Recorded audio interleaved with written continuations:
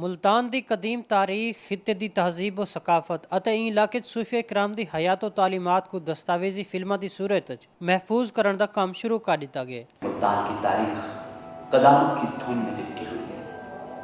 ہزاروں سال سے جاگتے ہوئے ملتان میں کئی تہذیبوں اور مذاہب نے آ کے دریائے راوی اور چناب کے سنگم پر واقع یہ سرسبز و شاداب خطہ ابتدا ہی سے آسودگی اور خوشحالی کا گہوارہ تھا۔ این سلسلے چ پہلی کاوش سرزمین ملتان تے 1100 سال قبل آون والے پہلے صوفی بزرگ حضرت شاہ یوسف گردیز دی زندگی تے بنن والی دستاویزی film founder of modern Multan پیش کر دیتی گئی ہے۔ این دستاویزی فلم دی افتتاحی تقریب ملتان آرٹس کونسل وچ منعقد کیتی گئی۔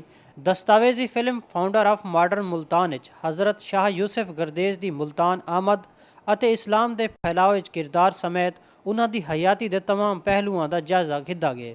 اور مستند تاریخی روایات کے مطابق حضرت شاہ یوسف گردیز نے جدید ملتان کے بانی۔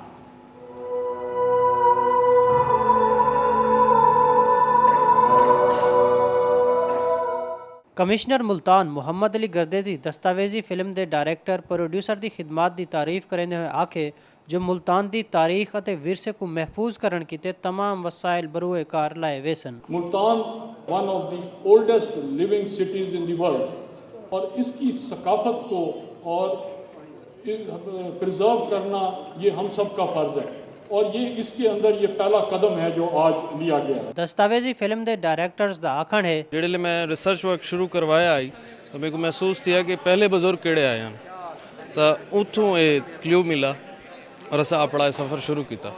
یہ کو اپروکسیمیٹلی 3 سال لگ گئے۔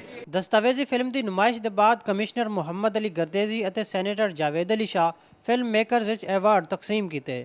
شائقین حضرت شاہ یوسف گردیز دی زندگی تے بنن والی دستاویزی فلم کو چنگی کاوش قرار دیتے۔